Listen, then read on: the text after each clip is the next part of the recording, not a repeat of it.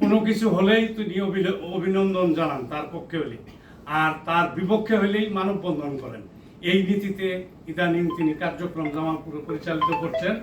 আমরা আজকের এই প্রোগ্রামে আমরা আমাদের নবগঠিত কমিটি, এই জামালপুর রেড ক্রিসেন্ট ইউনিটের যে কমিটি এসেছে, এই কমিটির বিরুদ্ধে দেখলাম জামালপুর জেলা প্রশাসক মহোদয়ের আঙ্গিনা সে একটি সমাবেশ করেছে। সেই সমাবেশে অত্যন্ত আপত্তিজনক বক্তব্য রেখেছেন জেলা প্রশাসক মহোদয়ের বিরুদ্ধে, যেটা আমরা তীব্র নিন্দা এবং জামালপুরবাসীর পক্ষ থেকে খুব দুঃখ পেয়েছি।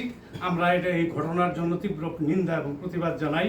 সেই সাথে আমি আরও প্রতিবাদ জানাই আমার সম্মানিত নবগঠিত কমিটির সম্মানিত সদস্যদেরকে নিয়ে ব্যক্তিগত কুরুচিপূর্ণ বক্তব্য তিনি দিয়েছেন, যেটা তিনি দিতে পারেন না, সেটা চরম অন্যায়ভাবে সে করেছেন। সেই বক্তব্য জামালপুরবাসী তীব্রভাবে ঘৃণা ছড়েছেন। আমরা সে ঘটনার তীব্র প্রতিবাদ এবং জানাই।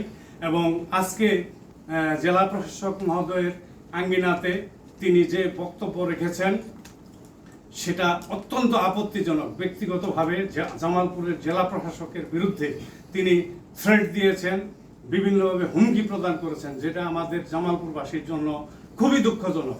এবং আমরা খুব জামালপুরবাসী এটার জন্য খুব চরম লজ্জিত। এরকম একজন রাজনৈতিক প্রতিনিধি জামালপুরে বসবাস করছে, যিনি সামাজিকভাবে জেলার নেতৃত্ব দেওয়ার কথা, রাজনৈতিকভাবে সেখানে সে প্রকাশ্যে গুন্ডামি করছে। আমরা এই ঘটনার তীব্র প্রতিবাদ এবং নিন্দা জানাচ্ছি। জামালপুরবাসী এও জানাচ্ছে এটা কোনো বিএনপির অঙ্গ সংগঠন নয়, এটি একটি রাজনৈতিক সংগঠন নয়, এটা একটি আন্তর্জাতিক মানের সামাজিক সংগঠন। এখানে আমরা আজীবন সদস্য হিসেবে, স্বেচ্ছাসেবক হিসেবে এখানে আমরা কাজ করি, সেবা প্রদান করি। আমরা বিভিন্ন সাইক্লোন, বিভিন্ন সামাজিক যে সমস্ত মানুষের বিপদে আমরা ঝাঁপিয়ে পড়ি, সেই সংগঠন হলো বাংলাদেশ রেড ক্রিসেন্ট সোসাইটি।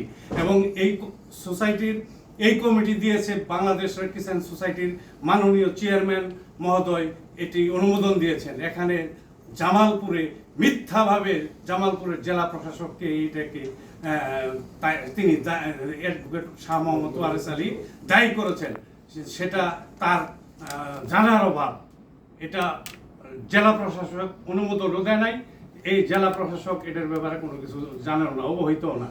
সেখানে দুইবার এই কমিটি যে জামালপুরে এসেছে, অনুমোদন দিয়েছে, সেটা বাংলাদেশ রেড ক্রিসেন্ট সোসাইটির চেয়ারম্যান মহোদয় দিয়েছে। এমনকি একটা কমিটি বিগত দিনে যেটা দেওয়া হয়েছিল 30 তারিখে, সেটা জেলা প্রশাসক মহোদয় জামালপুর থেকে যেটি পাঠানো হয়েছিল, সেখানে খায়রুল ইসলাম লিওনের নামটি সেখানে তারা একটি ষড়যন্ত্রের মাধ্যমে সেখানে কমিটিতে নিয়ে আসছিল, যেটা আমাদের জানা ছিল না। এবং কি পরবর্তীতে সেটাই চ্যালেঞ্জ করা হলে সেখানে চেয়ারম্যান সাহেব সেটি অবগত হয়েছেন এবং দেখেছেন সেই কমিটিতে খায়রুল ইসলাম লিওনকে সুপরিকল্পিতভাবে বাদ দেওয়া হয়েছিল। এবং তিনি সেটি দেখে আবারও খায়রুল ইসলাম লিওনকে দিয়ে 15 তারিখে সেই কমিটি পুনরায়, আগের কমিটি বাতিল করে নতুন কমিটি পুনরায় জামালপুর জেলায় রেড ক্রিসেন্ট ইউনিটের কমিটি তিনি পুনর্বহাল করেছেন।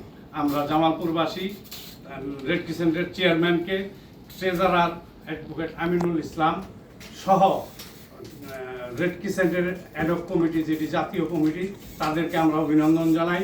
আমরা অভিনন্দন জানাই জামালপুর জেলার কৃতি সন্তান, আমাদের উর্বর মাটির গর্বিত সন্তান, দেওয়ানগঞ্জ বক্সিগঞ্জের নির্বাচিত সাবেক এমপি মহোদয়, আমাদের অত্যন্ত আস্থাভাজন জামালপুর জেলার না সারা বাংলাদেশের তিনি নেতৃত্ব দিচ্ছেন। বিএনপির কেন্দ্রীয় কমিটির নির্বাহী কমিটির কোষাধ্যক্ষ জননেতা এম রশিদুজ্জামান মিল্লাত সাহেবকে আমরা এই নবগঠিত কমিটির পক্ষ থেকে আজকে অভিনন্দন জানাই।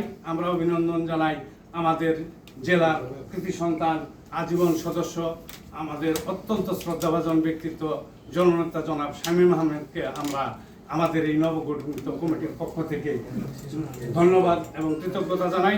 আমরা ধন্যবাদ জানাই আমাদের এই কমিটির একজন সুযোগ্য সদস্য, সাবেক এমপি অ্যাডভোকেট নীলুফার চৌধুরী মনিয়াপা, তিনি আমাদের বিভিন্নভাবে সহযোগিতা করেছেন। এই জন্য আমরা আমাদের ব্যক্তিগত পক্ষ থেকে এবং নবগঠিত কমিটির পক্ষ থেকে, সেক্রেটারির পক্ষ থেকে তাকে আমরা ধন্যবাদ এবং কৃতজ্ঞতা জানাই। ধন্যবাদ এবং কৃতজ্ঞতা জানাই ব্রিগেডিয়ার মোহাম্মদ মহসিন সহ যারা অনেকেই বিভিন্নভাবে আমাদেরকে সহযোগিতা করেছেন। জামালপুরের বিভিন্ন ব্যক্তিত্ব, সামাজিক ব্যক্তিত্ব, রেড ক্রিসেন্টের আজীবন সদস্য, রেড ক্রিসেন্টের বর্তমান কমিটির যে সমস্ত দীর্ঘদিন এই কমিটির জড়তা ছিল, আমরা এই কমিটি দীর্ঘদিন ছিল না, কাজকর্ম করতে পারে নাই এবং 17 বছর আওয়ামী লীগ এখানে একটি আওয়ামী লীগের মিনি অফিস বানিয়েছিল।